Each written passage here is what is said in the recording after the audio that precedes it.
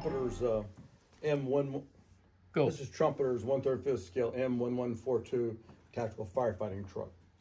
And those of you guys were here last month, I actually brought a model that was built out of the box, so just so I can do it. This here guy, so the kit is very nice. The doors are made to be opened or closed. A lot of the stuff, accessories, the tools, some of them are there. I probably scratch built about 50% of them. Yeah, I love I the find it detail really now. interesting how they decided what to put in. Like they put a chainsaw, but then no shovels, you know, no rakes or something like that.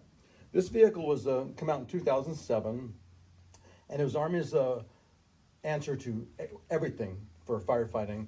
It has 1,000 gallons of water. It has a 1,000-gallon per minute pump.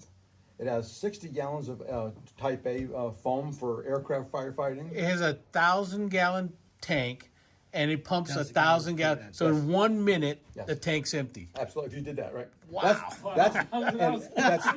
That's true. I could pass Tony's math class.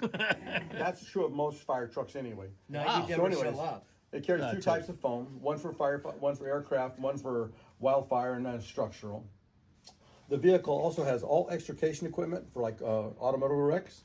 It has wildland firefighting, it has aircraft firefighting, structural firefighting, and hazmat capabilities. If you look on the one side of it, it's kind of hard to see. There's a long silver tube, and it's got comes to a Y.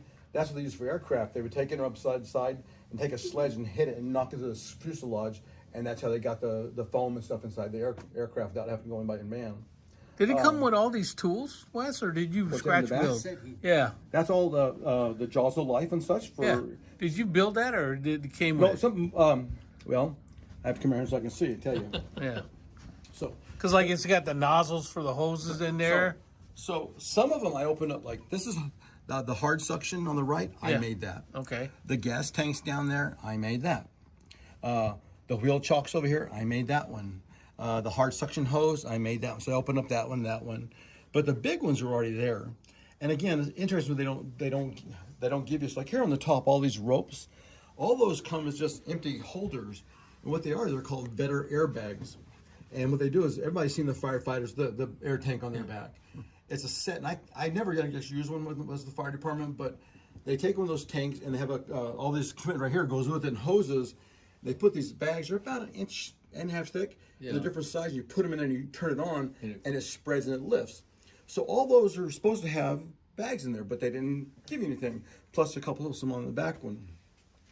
And it didn't come with any searchlights. This compartment was empty, so I made the searchlights. I rebuilt all the air conditioning system. This is the air conditioning unit here. All the seat backs in there I made because they're supposed to have the walk-away brackets with the air tanks, the SCBAs behind you, so they're sitting in the seat. They can slip in and plant. Those weren't there, so I made those. I made one for the officer. It has M6. They have M16s. They're a tactical firefighting truck. Didn't say anything about M16s.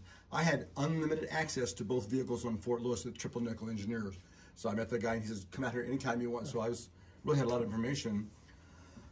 It's made by Oshkosh, and then the firefighting part is made by Pierce, which is one of the leading manufacturers of firefighting in the United States. It was a collaborative effort for them.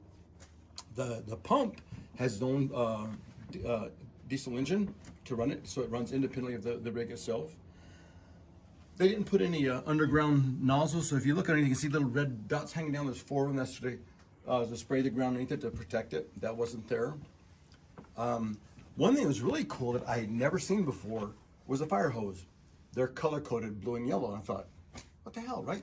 Army, I'm thinking Army, but no, it's not that. It makes sense. Your pump panel's blue and yellow, red and yellow, green and yellow. So you don't have to think about, is he on line 1? Is he on the right discharge? You got your pump panel. There's blue hose, here's my blue controls. And that's how they worked it. That's you put the triple nickel bumpers. Yeah.